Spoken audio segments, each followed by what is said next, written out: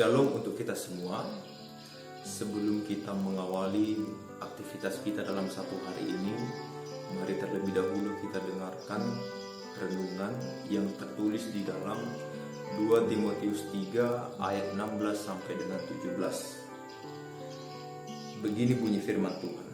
Segala tulisan yang diilhamkan Allah memang bermanfaat untuk mengajar, untuk menyatakan kesalahan, untuk memperbaiki kelakuan, dan untuk mendidik orang dalam kebenaran.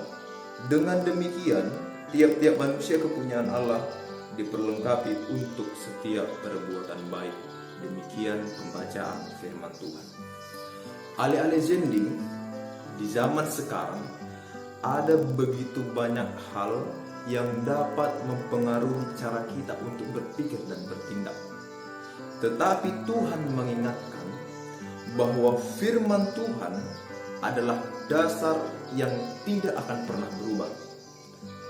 Paulus menyatakan bahwa kitab suci bukan hanya sekedar kumpulan tulisan-tulisan kuno, tetapi kitab suci adalah firman yang telah diilhamkan oleh Allah.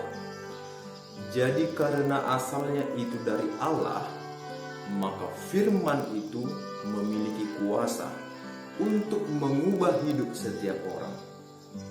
Dan dari nats kita hari ini dijelaskan kepada kita ada 4 fungsi dari firman Tuhan. Yang pertama, firman itu mengajar tentang kebenaran sehingga kita dapat mengenal kehendak Allah. Yang kedua, firman Tuhan itu berfungsi menyatakan kesalahan, layaknya seperti sebuah cermin yang dapat memperlihatkan keadaan hati kita yang sebenarnya. Yang ketiga, firman Tuhan itu berfungsi memperbaiki kehidupan kita dengan menuntun kita kembali ke jalan yang benar.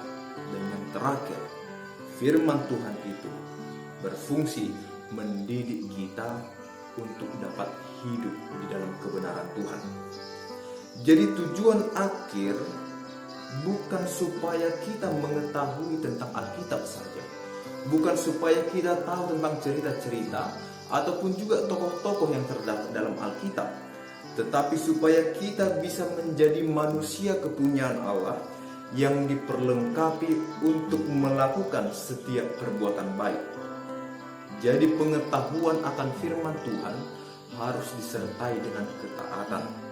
Oleh sebab itu, firman Tuhan itu harus sering dibaca, harus sering direnungkan, harus sering dipercaya, dan juga harus sering dilakukan.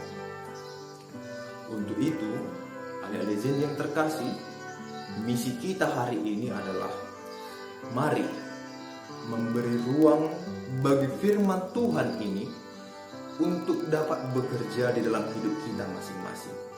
Biarlah firman Tuhan itu bukan hanya sekedar menjadi bacaan harian, bukan hanya sekedar firman yang kita dengar saja, tetapi biarlah firman Tuhan itu menjadi penuntun dalam mengambil keputusan, menjadi penuntun kita dalam berkata dan juga bertindak.